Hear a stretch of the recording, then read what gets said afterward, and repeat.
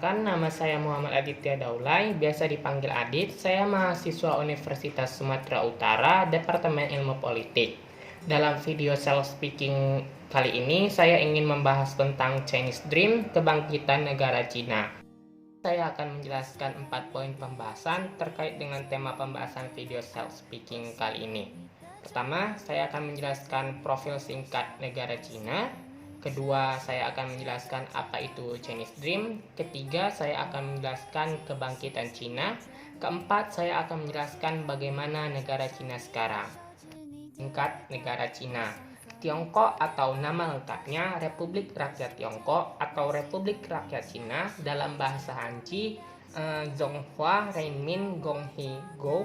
Secara harfiah itu Republik Rakyat Tionghoa, disingkat RRT ataupun RRC, adalah sebuah negara yang terletak di Asia Timur yang beribu kota di Beijing. Negara ini memiliki jumlah penduduk terbanyak di dunia, sekitar 1,4 miliar jiwa. Mayoritas merupakan suku Han dan luas daratan 9,59 juta kilometer persegi, menjadikannya negara ketiga terbesar di dunia. Negara ini didirikan pada tahun 1949 setelah berakhirnya Perang Saudara Tiongkok. Selanjutnya di poin kedua, apa itu Chinese Dream? Chinese Dream merupakan sebuah master plan yang dikemukakan kembali oleh Presiden Xi Jinping yang saat ini merupakan Presiden negara Cina sekarang. Impian Tiongkok ini muncul berdasar pada kesulitan di masa lalu. Xi mengatakan bahwa bangsa Tiongkok mengalami kesulitan dan kesengsaraan yang tidak terhitung, namun jarang terlihat di mata dunia. Chinese Dream dapat dikategorikan sebagai arah kebijakan luar negeri Tiongkok yang bertujuan untuk memperbarui Tiongkok dan mengembalikannya kepada masa kejayaannya di masa lalu sebagai negara yang berpengaruh di Asia. Hal ini diperkuat dengan pidato Xi Jinping yang menyebut bahwa Tiongkok harus mulai menerapkan diplomasi great power berdasarkan kearifan Cina atau Yo Zhonggu Tse De Xing Dago Wajiao.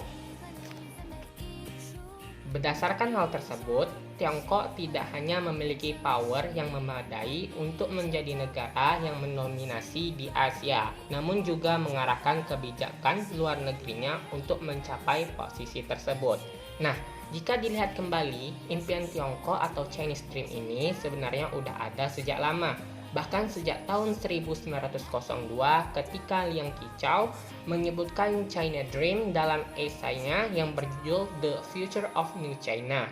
Bayangan Liang yang tertuang dalam esainya tersebut adalah sebuah negara yang kaya dan berkuasa. Xi kemudian kembali mengatakan bahwa impian Tiongkok merupakan impian setiap orang Tiongkok. Artinya, impian ini bersifat kolektif, bukan individu. Impian Tiongkok ini berbeda dengan impian Amerika. Impian Amerika lebih menitik beratkan pada perjuangan pribadi, sementara impian Tiongkok dibangun atas dasar patriotisme dan kolektivisme. Di dalam pidato penutupnya pada Kongres Nasional Negara Cina, Xi mengatakan bahwa untuk mewujudkan impian ini, masyarakat Tiongkok wajib menunjukkan semangat orang Tiongkok. Intinya adalah semangat nasional dengan berlandaskan nilai patriotisme. Selanjutnya, pembahasan ketiga. Saya akan menjelaskan kebangkitan Cina dari keterpurukannya menjadi negara yang superpower dan wow, amazing.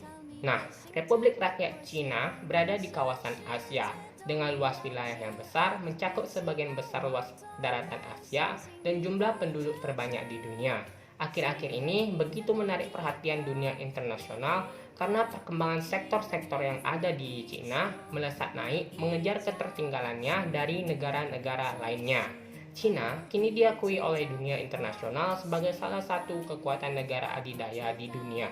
Negara komunis yang dahulu terpuruk kini mencapai sukses besar. Kemajuan yang dicapai ini tidak terlepas dari adanya transformasi dan pembukaan diri yang dilakukan oleh pemerintah Cina. Pemerintah Cina kini tidak menutup diri. Keputusan untuk bergabung dengan ekonomi dunia adalah suatu pilihan yang baik bagi kepentingan nasional Cina. Semua potensi yang ada dimanfaatkan secara maksimal, baik itu sumber daya alam ataupun sumber daya manusia. juga didukung strategi dan kebijakan yang terencana oleh pemerintahnya, membuat Cina secara bertahap menjadi negara raksasa atau adidaya baru di kawasan Asia. Cina, raksasa ekonomi dunia, kini telah bangun dari tidurnya. Ibarat naga dalam film The Hobbit, The Desolation of Smoke, sosok naga raksasa yang lama tidur, akhirnya terbangun dan menguasai kerajaan. Cina perlahan mampu berada di depan Jepang. Ketika produk elektronik Jepang tersungkur dihantam Samsung dari semenanjung Korea Selatan, perlahan produk Cina datang mengambil sebagian kecil produk Jepang. Dalam beberapa bulan terakhir, awan hitam terus menganyut di atas pabrik otomotif dan industri manufaktur milik Jepang dan Barat. Ford, salah satu lambang supremasi otomotif Amerika, harus angkat kaki. Begitu juga Toshiba dan Panasonic yang merupakan duta produk Jepang harus mengapak koper mereka. Dan di saat bersamaan, calon investor dari negara naga ini mulai datang membawa yuan.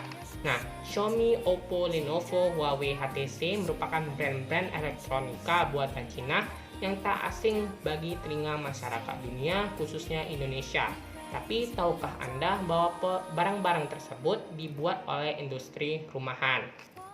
Meskipun sekarang ini negara-negara di dunia sedang berjuang menghadapi pandemi virus COVID-19 yang mengakibatkan banyak perubahan serta masalah-masalah yang timbul akibat adanya pandemi virus COVID-19 ini, namun pemerintah Cina memberi sinyal kemajuan dalam upaya memerangi wabah virus corona atau COVID-19 yang telah menewaskan lebih dari 3.100 orang dan menginfeksi puluhan ribu lainnya.